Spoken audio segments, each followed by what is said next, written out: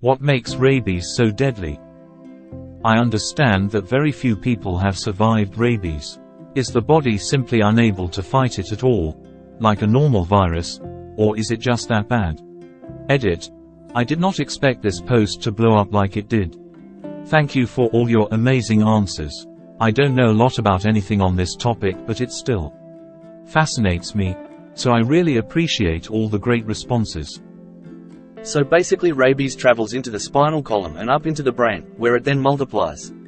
Once this multiplication has begun, it can't be stopped, so eventually the person just succumbs to the neurological degeneration.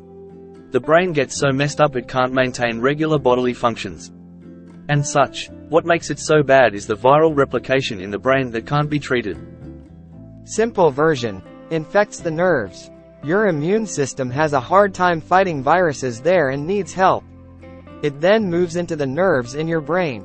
Even with help, your body can't control the virus there and it destroys your brain tissue. Relatedly, your body is extremely good at keeping things out of your brain, and relies on this as its primary defense for the brain. This is called the blood-brain barrier. The immune system has a hard time fighting viruses there because that same blood-brain barrier also keeps out antibodies and antiviral drugs. It can become more permeable in response to brain inflammation, but then you already have a serious problem.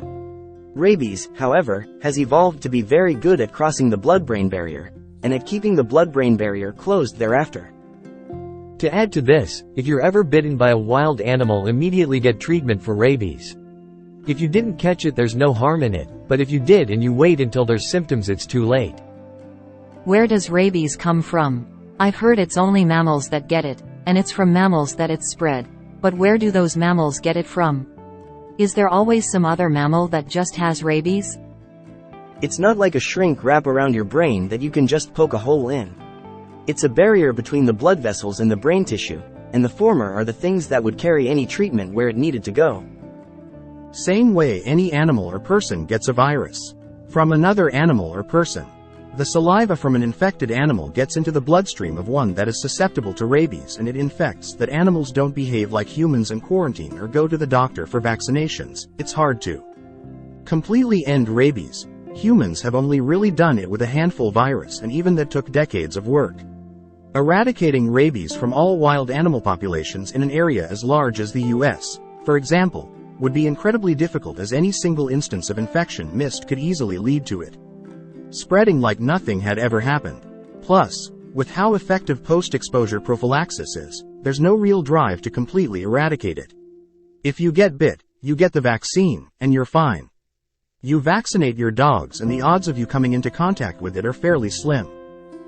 Nobody truly knows. The best guess is that with the victim in an induced coma, eventually the immune system triumphed.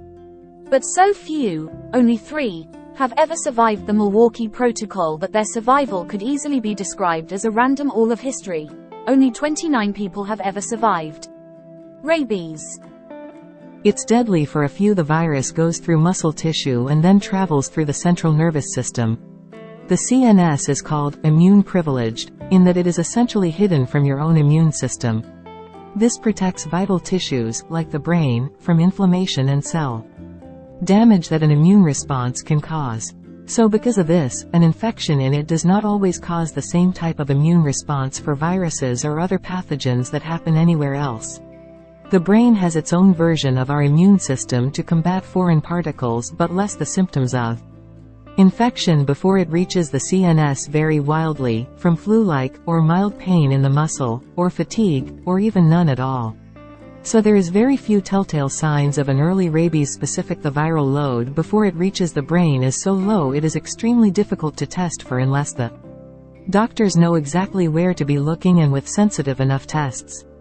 So even if it is being looked for, it may easily evade testing for early. Lastly, by the time it becomes apparent the infection is rabies by the symptoms of the patient, the virus has already reached the brain, multiplied, and is virtually untreatable due to the aforementioned immune privileged status and the brain's immune system being ill-equipped to fight the. That is why it is so deadly. It's extremely difficult to check for when it is treatable and almost impossible to treat when it's in the final stages. One way governments are combating the spread of rabies is by airdropping vaccine packets coated with fish food for raccoons to gobble up. They're also experimenting with other flavors like marshmallow. Greater than immune privilege, in that it is essentially hidden from your own immune system. Worth mentioning that often even infected nerve cells, infected from other viruses, can be detected and lose this privilege. Rabies is special in that it causes the infected cells to regain and keep the immune privilege status where they should lose it. From the CDC.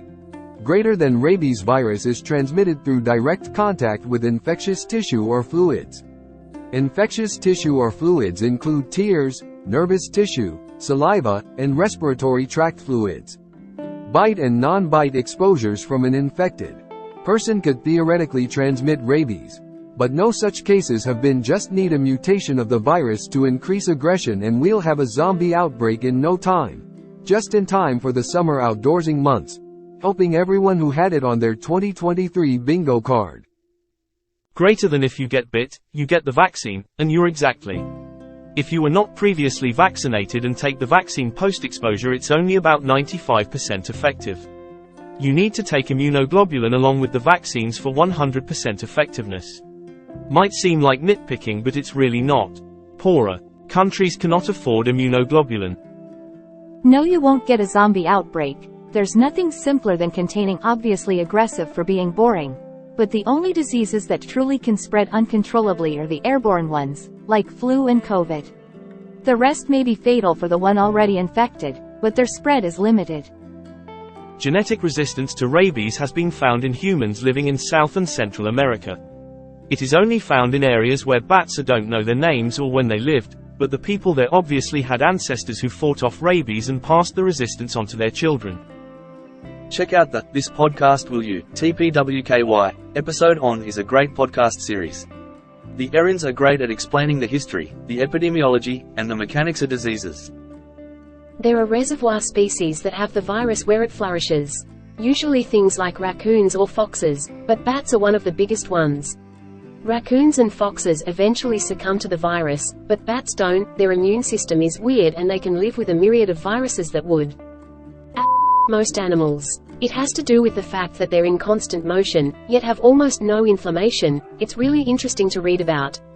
But this is also why bats are a common vector for human infection. They don't show symptoms, but still carry it, and their bites are so tiny that they're often missed. Edited for a misremembered, incorrect fact.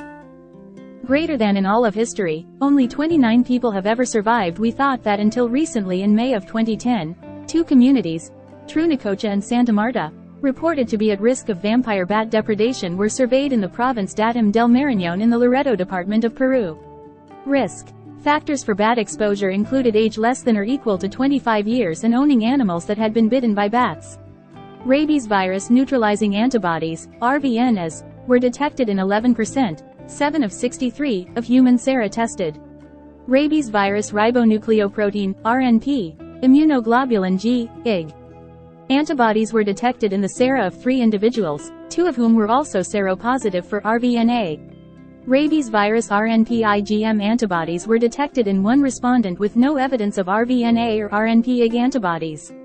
Because 1 respondent with positive RVNA results reported prior vaccination and 86%, 6 of 7, of RVNA-positive respondents reported being bitten by bats. These data suggest non-fatal exposure of persons to rabies virus, which is likely associated with vampire bat. Do seem to be some communities in South America at least where there have been quite a few people who are exposed to rabies and survived.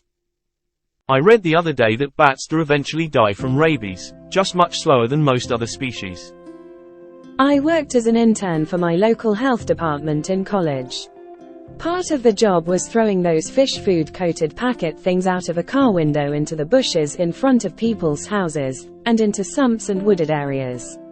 While someone else drove up to see it's getting more high-tech. You saw cocaine, now get ready whale. Driven entirely mad by the effect of hydrophobia whilst being surrounded by water.